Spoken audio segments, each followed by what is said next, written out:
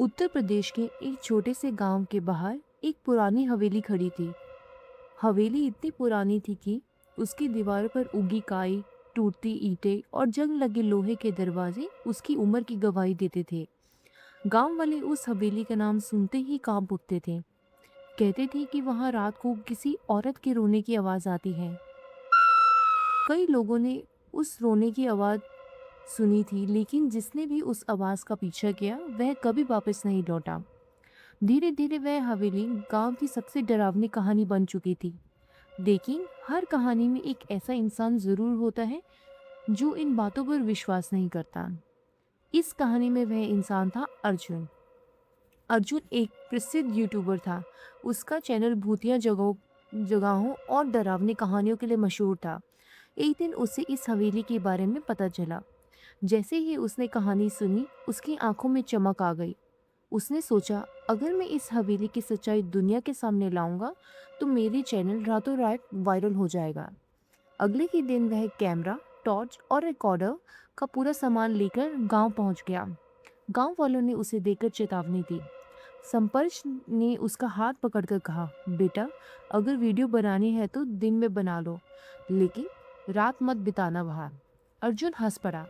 आज के जमाने में भूत कहाँ होते हैं। सरपंच की आंखें अचानक गंभीर हो गई। उसने धीमी आवाज में कहा, भूत होते हैं या नहीं ये मैं नहीं जानता, लेकिन उस हवेली में कुछ ऐसा जरूर है जो इंसान नहीं है। अर्जुन ने उसकी बात पर ध्यान नहीं दिया। शाम ढल चुकी थी। आसमान पर काले बादल छा गए थे। हवाओं की आवाज किसी अनजानी चेतावनी जैसी लग रही थी। अर्जुन हवेली के सामने खड़ा था। उसने कैमरा ऑन किया और मुस्कुराते हुए बोला, दोस्तों, आज मैं उस हवेली में रात बिताने वाला हूँ जिसके बारे में कहा जाता है कि यहाँ आत्माएं रहती हैं। देखते हैं सच्चाई क्या है।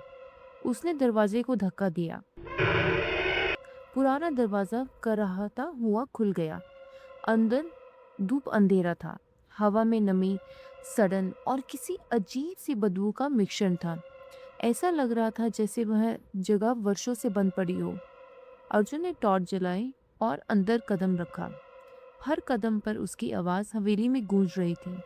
रात के लगभग 10 बजे थे। अर्जुन रिकॉर्डर कर रहा था कि तभी ऊपर से किसी भारी चीज की गिरने की आवाज आई। आवाज इतनी तेज थी कि उसका दिल जोर से धड़क उठा। उसने टॉर्च ऊपर घुमाई, लेकिन कुछ दिखाई नहीं दिया। उसने खुद को समझाया, शायद कोई जानवर होगा, लेकिन उसके अंदर बेचैनी घर कर चुकी थी। घड़ी की सुइयां धीरे धीरे आगे बढ़ रही थी। जैसे जैसे रात गहराती जा रही थी, हवेली का माहौल बदलता जा रहा था। फिर घड़ी में 12 बजे। अचानक हवा बर्फ जैसी ठंडी हो गई। अर्जुन के हाथ कांपने लगे। तभी उसे ऊपर से किसी औरत के रोने की आवाज सुनाई दी।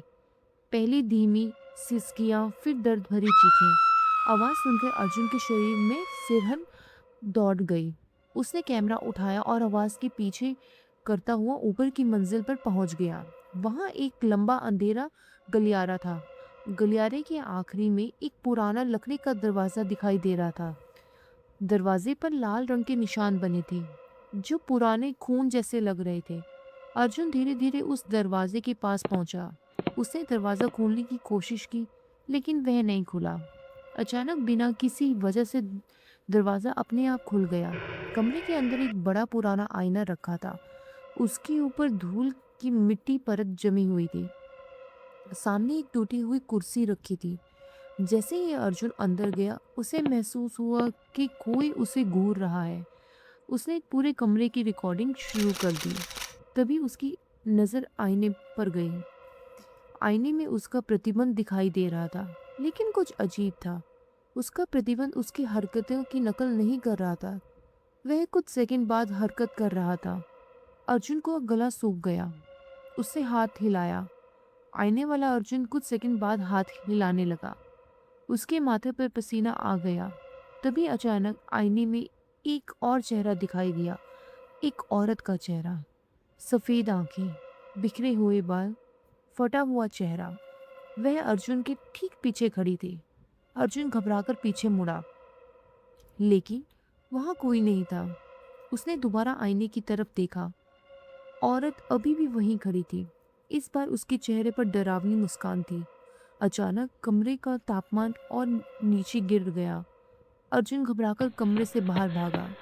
अगली सुबह उसने गांव में पूछताछ शुरू की। उसे पता चला कि 40 साल पहले इस हवेली में राधा नाम की लड़की रहती थी। उसकी शादी जबरदस्ती एक बूढ़े जमींदार से कर दी गई थी। लेकिन राधा किसी और से प्यार करती थी। दोनों भागने वाले थे, लेकिन जमींदार को पता चल गया। उसने राधा और उसके प्रेमी को उसी कमरे में बंद कर दिया। राधा की प्रेमी की हत्या कर दी गई और राधा ने उसी कमरे में फांसी लगा ली। मरने से पहले उसने कहा था, मैं अकेली नहीं जाऊंगी। यह सुनकर अर्जुन के शरीर में सिरहन दौड़ गई, लेकिन उसने फैसला किया कि वह वीडियो पूरा करेगा। दूसरी रात वह फिर हवेली पहुंचा। इस बार उसने कई कैमरे अलग अलग जगह पे लगा दिए। रात के 1 बजे अचानक सभी कैमरे बंद हो गए। हवेली में फुसफुसाहट गूंजने लगी। अर्जुन, अर्जुन, तुम आ गए। आवाज हर दिशा से आ रही थी। तभी उसने देखा कि गलियारे में एक औरत खड़ी थी। लंबे बाल उसके चेहरे से ढके हुए थे। वह धीरे धीरे उसकी ओर बढ़ रही थी। अर्जुन डरकर उसे बंद कमरे में भागा, लेकिन अंदर पहुंचते ही दरवाजा अपने आप बंद हो गया। अचानक आईने की सतह पानी की तरह हिलने लगी। उसमें राधा दिखाई दी। उसकी आवाजें पूरे कमरे में गूंज उठी। मुझे यहाँ से मुक्त करो, अर्जुन ने कांपते आवाज में पूछा। कैसे? राधा बोली, मेरी हड्डियां हवेली के तहखाने में दबी हैं, उन्हें बाहर निकालो। सुबह होने से पहले अर्जुन तहखाने में पहुंचा। वहां घना अंधेरा था। दीवारों पे अजीब निशान बने हुए थे। कुछ देर खोजने के बाद उसे एक पुराना लकड़ी का बक्सा मिला। उसने बक्सा खोला तो उसमें मानव हड्डियां और एक पुरानी डायरी रखी थी। डायरी में राधा की पूरी कहानी लिखी हुई थी। अर्जुन को लगा कि वह सच में एक पीड़ित आत्मा की मदद कर रहा है। तीसरी रात वह हड्डियां लेकर फिर उसी कमरे में पहुंचा। जैसे ही उसने हड्डियां कमरे के बीच में रखी, पूरी हवेली कांपने लगी। खिड़कियां अपने आप खुलने और बंद होने लगी। हवा में चीखें गूंजने लगी। अचानक राधा की आत्मा उसके सामने प्रकट हुई, लेकिन इस बार वह वैसी नहीं थी जैसे पहले दिखी थी। उसका चेहरा राक्षसी हो चुका था। आंखों में काला धुआं निकल रहा था। उसका मुंह असामान्य रूप से बड़ा हो चुका था। वह जोर जोर से हंसने लगी। मुक्ति?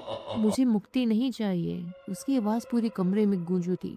मुझे एक नया शिकार चाहिए। अर्जुन का खून जम गया।